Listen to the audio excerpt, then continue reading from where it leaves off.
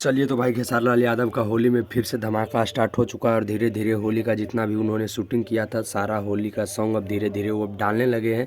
और कल 4 मार्च को मतलब आ रहा है एक डाले के बा होली सॉन्ग जो कि काजल राघवानी के साथ है और बहुत ही अच्छा होली सॉन्ग है और पारिवारिक है और आप लोग सुन सकते हैं घर में सभी के साथ फैमिली के साथ। और बहुत ही मज़ेदार गाना होने वाला है वो तो कल आएगा तभी आप लोग को पता चल जाएगा। और भाई और होली का सॉन्ग आएगा, ये तो स्टार्ट है, देखिए आगे आगे क्या होता है। और भाई हमारे चैनल पर आए तो हमारे चैनल को सब्सक्राइब कीजिए। हम भोजपुरी इंडस्ट्री के सारे कलाकारों पर भोजपुरी सॉन्ग पर वीडियो बनाते रहते हैं, ज़्यादातर हमारे फिल्मों पर वीडियो होता है ताकि भोजपुरी इंडस्ट्री आगे जा सके। तो भाई हमारे चैनल को सब्सक्राइब करके रखिएगा तो आपको भी बहुत अच्छा लगेगा।